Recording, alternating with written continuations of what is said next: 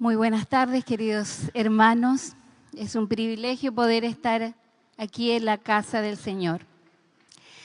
Qué hermoso, ¿verdad? El canto que acabamos de escuchar nos elevó al cielo. ¿Cuántos quieren cantar así?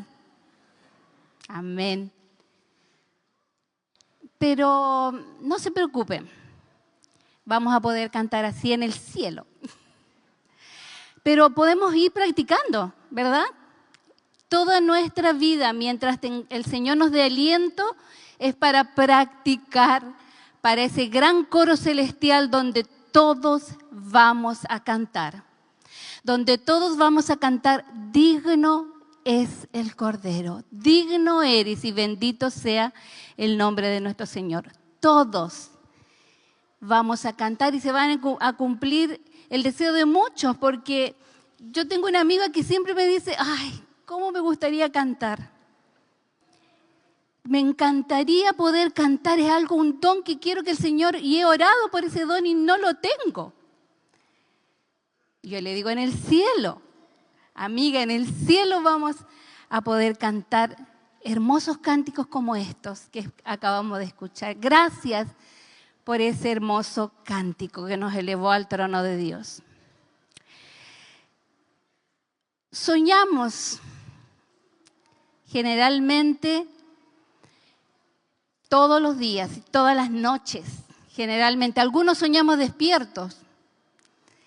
A veces cuando tenemos la mirada perdida por ahí y alguien nos dice, despierta, porque parece que estuviéramos soñando despiertos. Pero generalmente los sueños son de noche, mientras dormimos. Los sueños son manifestaciones mentales de imágenes, sonidos, pensamientos y sensaciones de un individuo durmiente y normalmente relacionado con la realidad. Soñar es un proceso mental involuntario en el que se produce una reelaboración de la información almacenada en la memoria, generalmente relacionada con experiencias vividas por el soñante en el día anterior.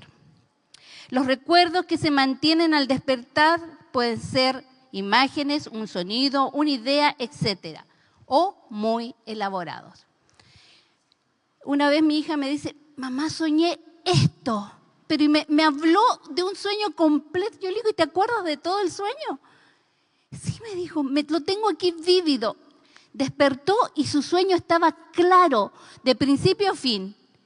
Yo les digo, yo cuando sueño, después de la mañana, soñé algo así más o menos, no me recuerdo. Dice, puedes apenas recordarte de un sonido, de algo vago, o puedes también recordarte el sueño completo. Yo soñé esto y así, vi a tal persona y en tal momento.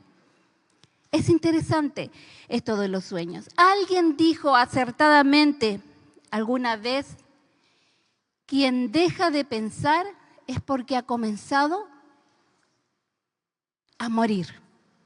Así que podemos soñar y podemos soñar despiertos también, creyendo que también los sueños son el anhelo que hay en nuestro corazón, el anhelo que hay en nuestra alma.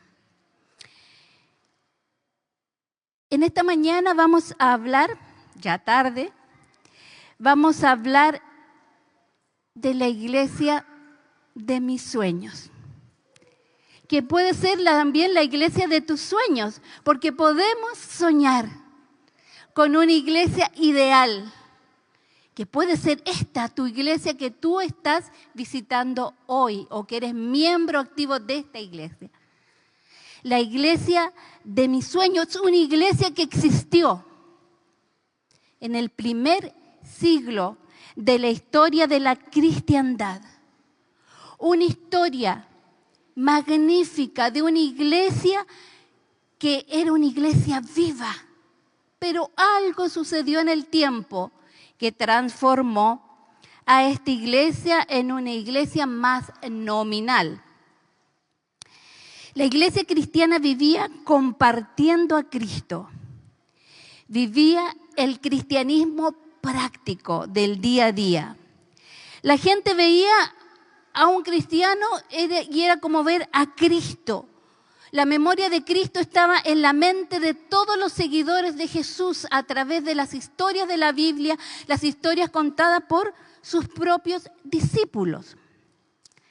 A pesar de que tenían que lidiar diariamente con la persecución y la opresión del Imperio Romano, los primeros cristianos mostraban la eficacia del Evangelio en sus vidas. Los que se relacionaban con ellos quedaban impresionados por la manera de vivir de ellos, por el amor, la hospitalidad, la bondad, que querían ser como ellos. Ellos tal vez no tenían que hablar mucho, eran cristianos y el ser cristiano los hacía atractivos. Los hacía atractivos y la gente quería ser cristiano porque quería ser como uno de ellos. Vamos a ir a Apocalipsis capítulo 2, versos 4 y 5. Este es el mensaje a las 7 iglesias, pero solo nos vamos a detener en 2 versículos del mensaje del Señor a la iglesia de Éfeso. Un mensaje primero de felicitación por la iglesia, porque era una iglesia ferviente, fervorosa, una iglesia perseverante. Pero en el verso 4 y 5 hay una pequeña reprimenda, que esa reprimenda también puede ser para nosotros hoy. Cada uno puede tomarla como crea que es necesario para su propia vida y para la vida de esta iglesia que amamos. El verso 4 dice: sin embargo, iglesia de Éfeso, sin embargo, iglesia central de Concepción, creyendo que cada uno de nosotros somos la iglesia, no es este lindo edificio la iglesia. ¿Quién es la iglesia? Todos, cada uno de los que estamos aquí. Los más pequeños son parte de esta iglesia. Los más grandes son parte de esta hermosa iglesia que amamos. Con ese concepto, sabiendo de que somos nosotros la iglesia, el Señor les dice: sin embargo, tengo en tu contra que has abandonado tu primer amor. Recuerda de dónde has caído, dice el verso 5. Arrepiéntete y vuelve a practicar las obras que hacías al principio. Si no te arrepientes, iré y quitaré de su lugar tu candelero. Esta es la reprimenda que el Señor le da a la iglesia del primer siglo, del año 31 al año 100, la iglesia de Éfeso. Una iglesia que era una iglesia vibrante. Sin embargo, algo estaba pasando allí. Ya prácticamente habían muerto los discípulos, que eran las columnas de esta gran iglesia que estaban haciendo. Y por lo tanto, por allí había un descuido, un enfriamiento que el Señor quiso dejar un consejo especial. Un consejo para cada uno de nosotros. Dios da una reprensión a la iglesia de Éfeso, que representa la iglesia apostólica primitiva que dijimos del año 31 al 100. Has dejado tu primer amor. Y más aún, el verso 5, Dios hace una recomendación a la iglesia. Recuerda, por tanto, de dónde has caído y arrepiéntete y haz las primeras obras, pues si no te arrepientes, vendré por ti y quitaré tu candelero de su lugar si no hubieses arrepentido. Jesús les reprocha que han perdido su primer amor. Y después les recomienda que se arrepientan y que hagan las primeras obras. Obras y primer amor están relacionadas. Has dejado tu primer amor, has dejado las primeras obras. Así que hoy día vamos a hablar también de obras que hacen que nuestra fe sea viva, que nuestra iglesia sea una iglesia viva. Y el Señor nos recomienda volver a las primeras obras. La señora White en Mensajes Selectos, tomo 11, dice: los creyentes no se dieron cuenta de su caída espiritual, no advertían el cambio que había ocurrido en sus corazones y que tendrían que arrepentirse por haber dejado de hacer las primeras obras. Pero Dios, en su misericordia, hizo un llamado al arrepentimiento, al regreso a su primer amor y a las obras que siempre son el resultado del amor cristiano. Las primeras obras está relacionado con el primer amor y está relacionado con el amor cristiano.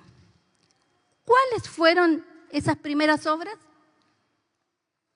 Para esto vamos a ir a Hechos, capítulo 2, versos 46 y 47.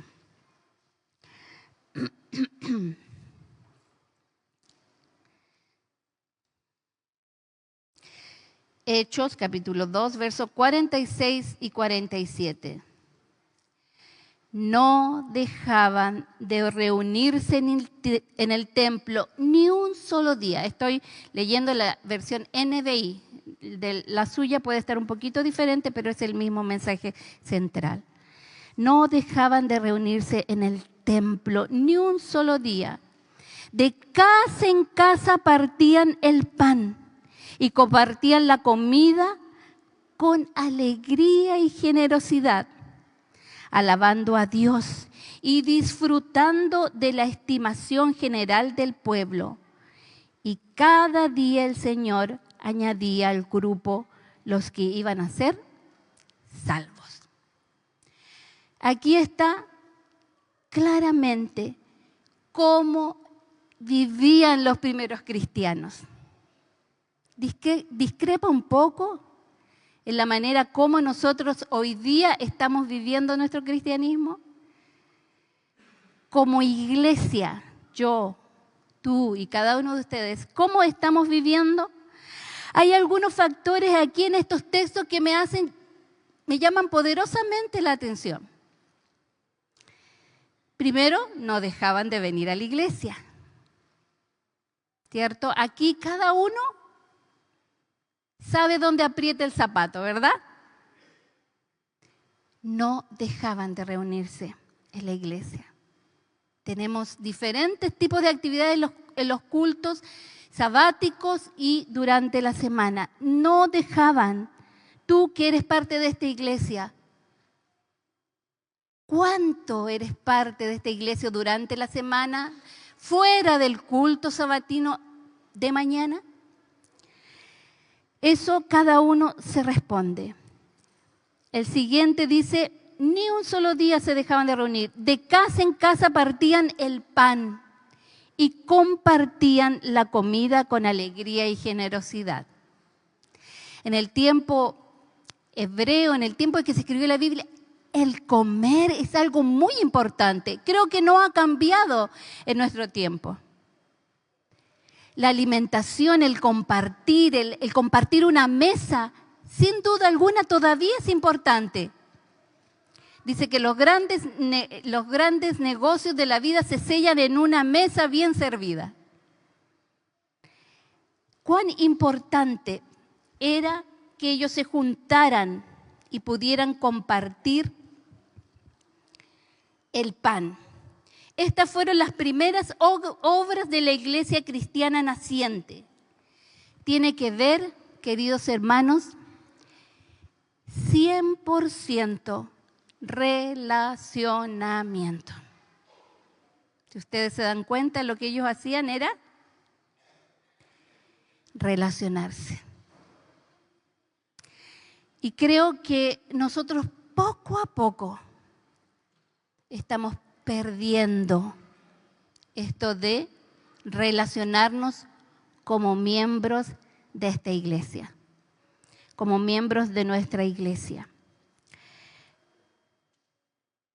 Y no podría ser así. La reprimenda del Señor es que volvamos a las primeras obras. El compartir, a volver al método de Cristo. ¿El método de Cristo cuál es? Creo que lo hemos repetido muchas veces. Solo el método de Cristo será el que dará éxito para llegar a la gente. El Salvador trataba con los hombres como a quien deseaba hacerles un bien. Le mostraba simpatía. ¿Cómo mostramos simpatía? ¿Con un feliz sábado en la puerta? ¿Con un abrazo entre nosotros para saludarnos en feliz sábado? ¿O alrededor de una mesa? Creo que alrededor de una mesa es mucho mejor, ¿verdad? Mostrar simpatía, cariño, amor, afecto, es donde podemos hablar de nosotros, conocernos a nosotros. Hemos perdido eso. Saben, tenemos casi 45 años o un poco más de ser adventistas y compartimos muchísimo con familias. Donde quiera que uno iba, habían invitaciones para ir a las casas de los hermanos.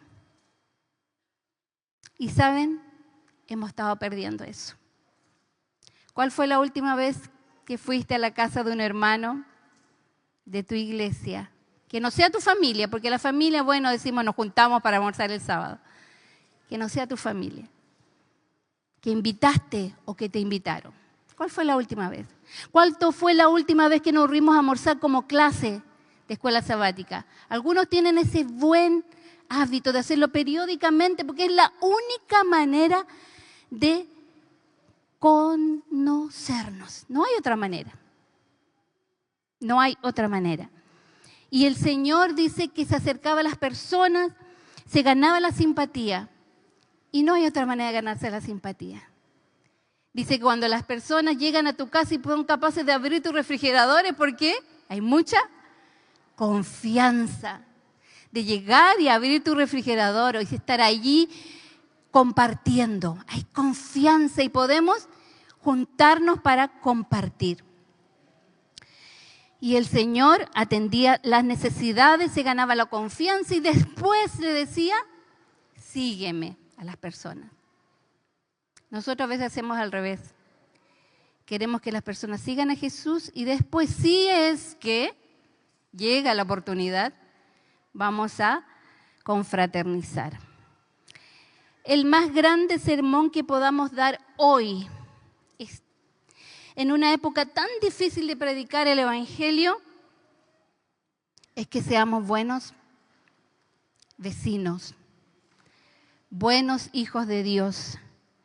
Que los vecinos vean cómo nos queremos como hermanos, cómo compartimos, cómo solucionamos los problemas que hay en la iglesia, porque hay problemas y siempre va a haber. ¿Cómo solucionamos los problemas? ¿Cómo nos ayudamos? ¿Cómo enfrentamos las crisis? Los vecinos deben saber.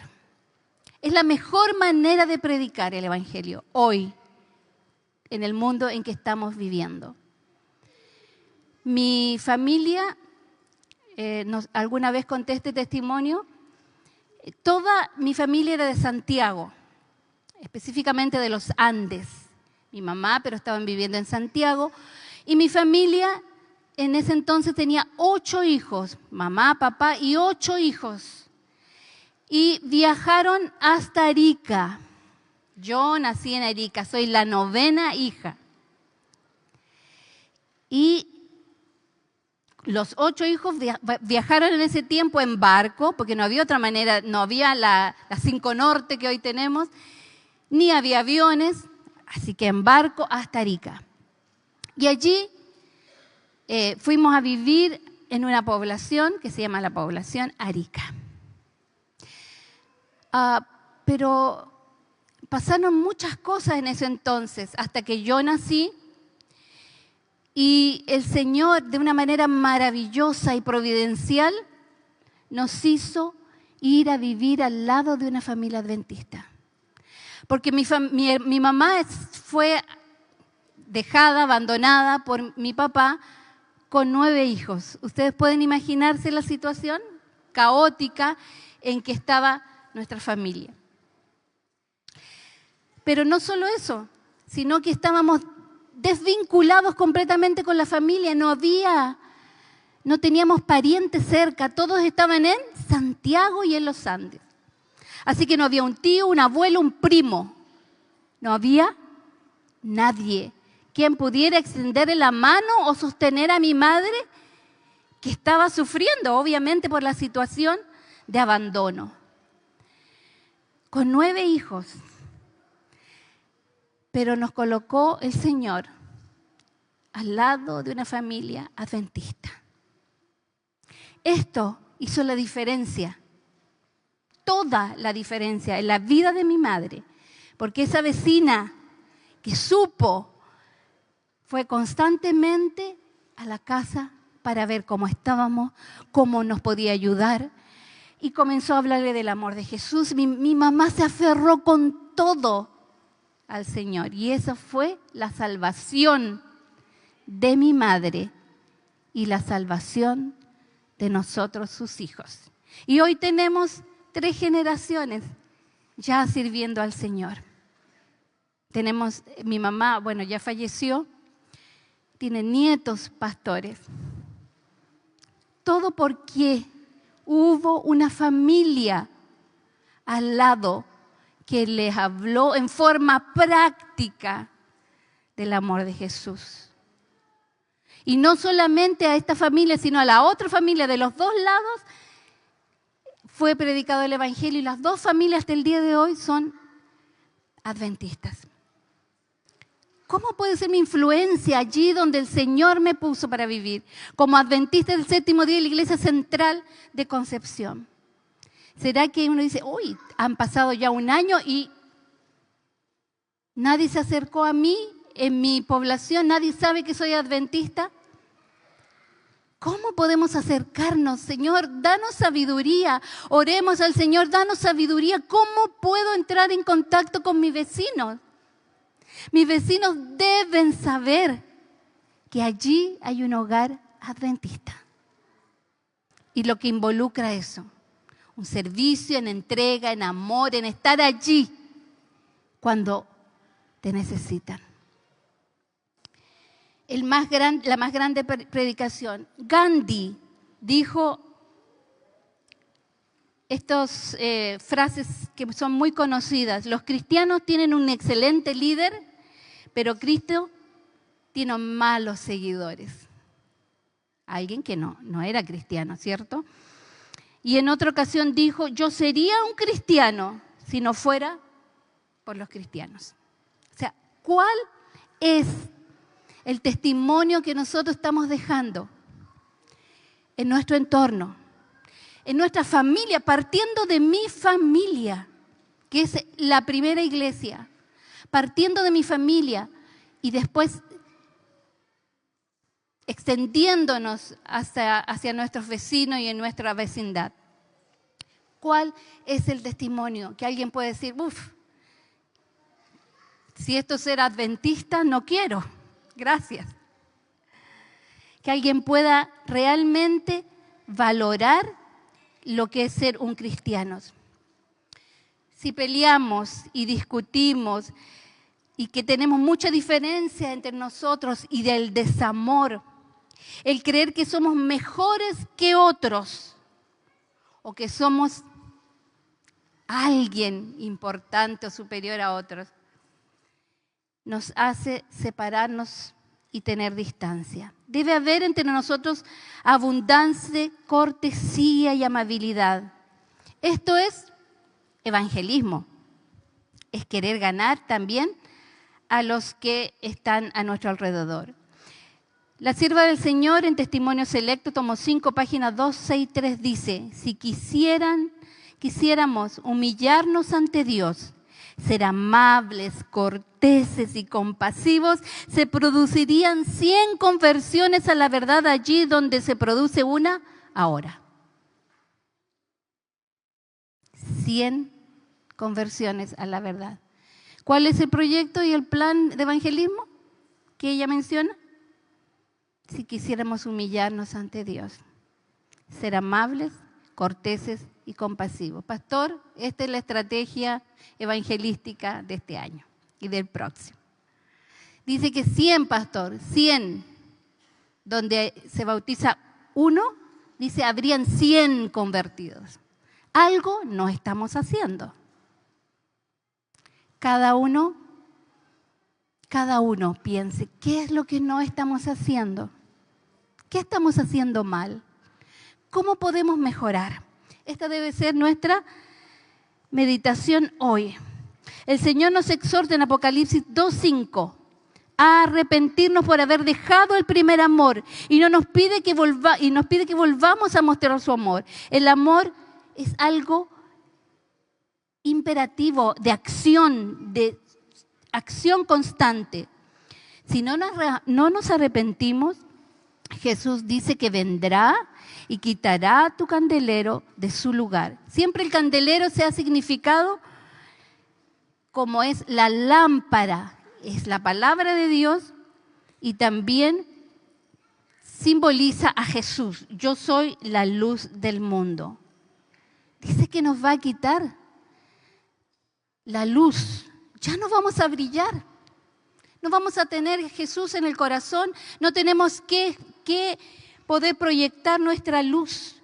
Porque dice, si todo este tiempo has tenido la palabra de Dios y no te ha servido. Si estudias y constantemente estás estudiando la palabra de Dios y no eres capaz de proyectar esa luz en tu entorno, algo está mal. La iglesia de mis sueños crece porque es una iglesia receptiva, donde las personas disfrutan estando allí. Crece porque cumplen la orden expresa de Jesús registrada en el Evangelio según San Juan, capítulo 15, verso 17. Estos mando que os améis unos a otros. Ahora vamos en forma práctica a enumerar algunas de las características de la iglesia receptiva. Aquí ha sido mi criterio.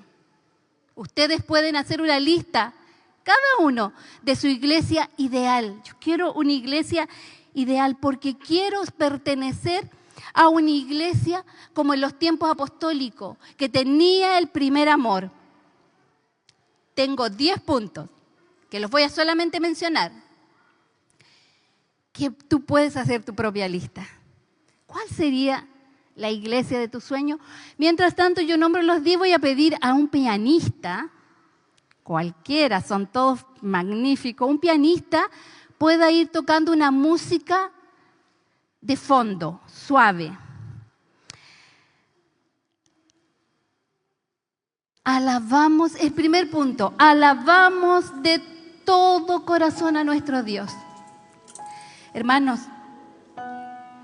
cuando uno se para acá, Janet puede saber y todos los que tienen los momentos de adoración, y ven los rostros de las personas que están cantando.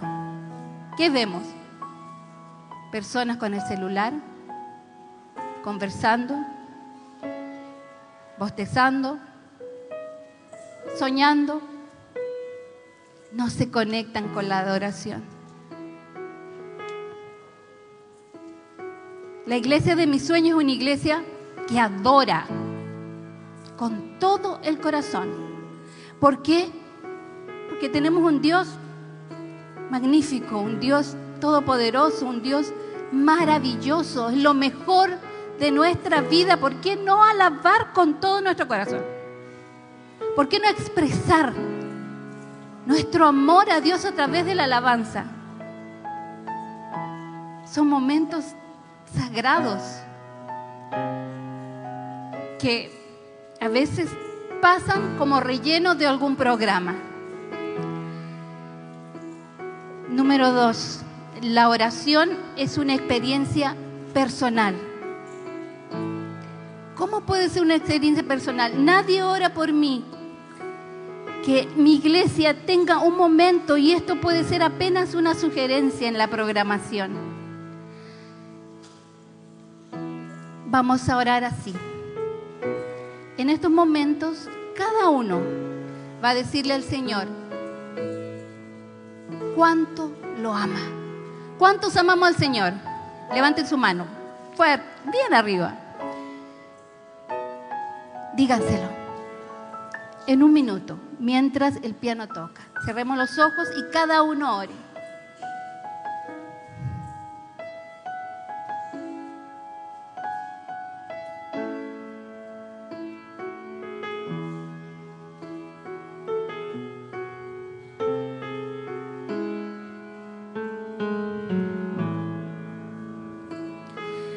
Señor, enséñanos a orar.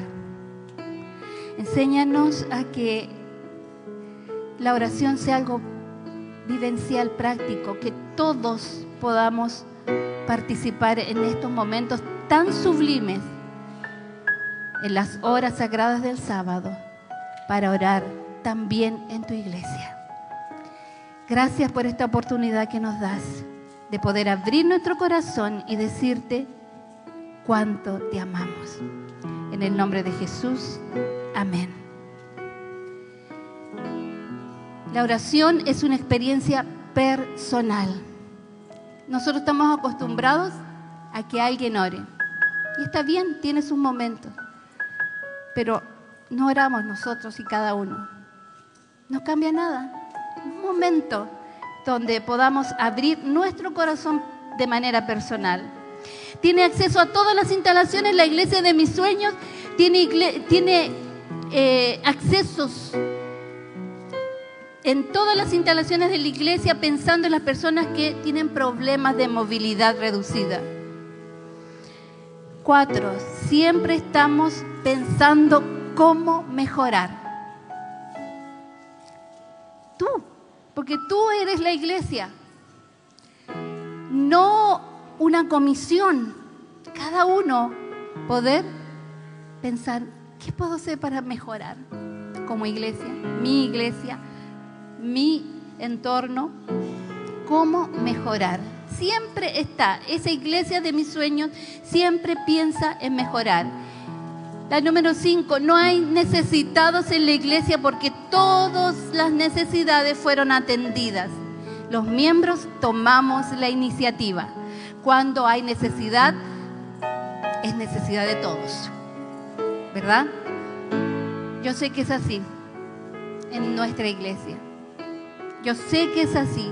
Y ese punto es un sueño cumplido. La número 6, no hay críticas, porque los problemas los conversamos con las personas involucradas con respeto.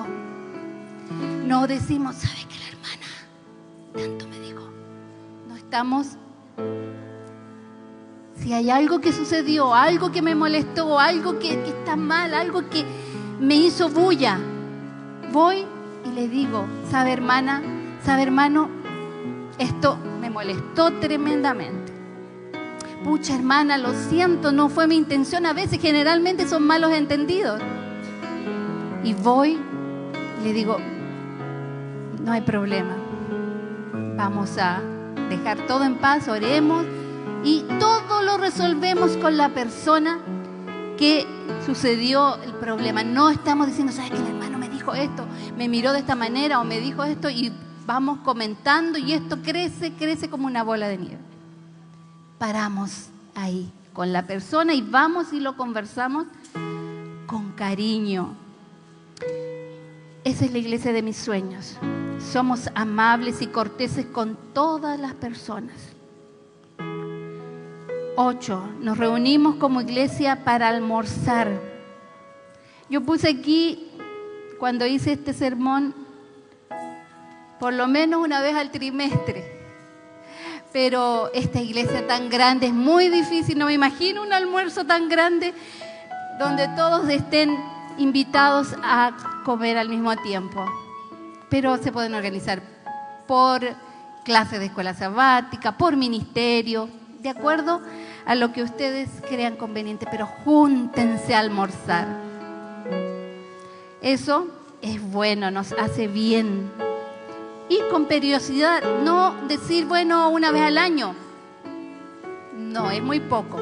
Con frecuencia hacerlo, que esto sea de bendición y de crecimiento, relacionamiento para ustedes.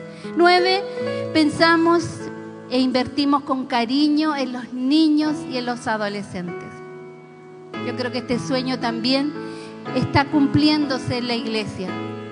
Se invierte, hay una gran inversión en los niños y una gran inversión en los adolescentes que podría mejorar. Recuérdense, la iglesia siempre tiene que pensar cómo mejorar. Y 10, disfrutamos cada sábado llevando invitados a almorzar a casa. Lo hemos dejado de hacer. Lo hemos dejado de hacer. Antiguamente siempre se hacía. Cuando mis hijos ya son adultos, eran adolescentes, íbamos a una iglesia juvenil en Santiago, traíamos siempre 4, 6 chicos, y un día mi hijo llega con 11 chicos. Digo, ¿qué hago con tantos chicos? Mamá, no podían ir, se viven lejos. Y los traje para que almorzaran con nosotros. Bueno, vamos a echarle más agua a la sopa, como decimos.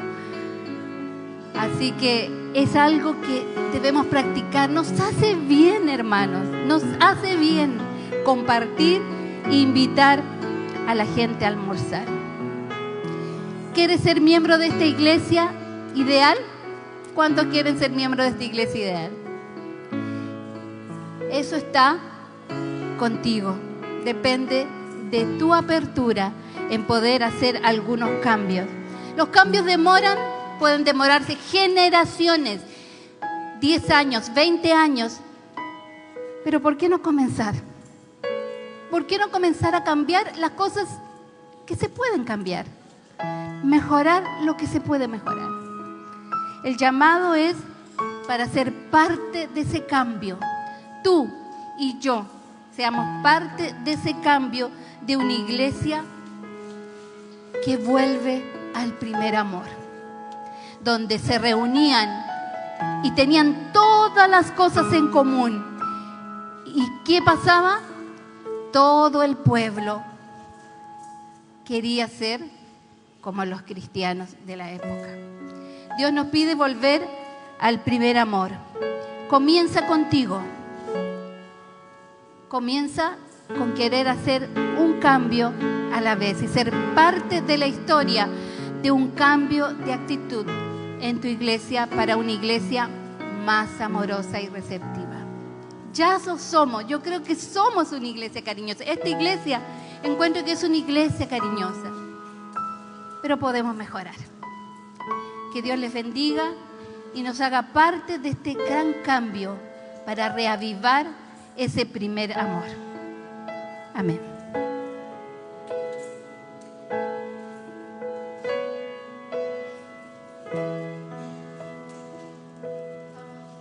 A ponernos de pie para terminar con una oración. Vamos a orar. Amado Dios y Padre eterno, esta es tu iglesia. Esta iglesia que tú amas, esta iglesia que tú instituiste para ser una luz en el mundo. Señor, perdónanos por no hacer lo que sabemos que debemos hacer. Ayúdanos a iluminar con nuestra manera de vivir, con nuestra manera de ser, con nuestra manera de juntarnos como hermanos y poder compartir. Señor, ayúdanos a crecer como iglesia, ayúdanos a tomar ese primer amor que nos conquistó, tu amor, que podamos ser receptores de ese amor, pero también podamos proyectar ese amor a nuestra familia y a nuestros entornos. Haznos crecer para tu gloria. Te lo pedimos en el nombre precioso y amado de Jesús. Amén.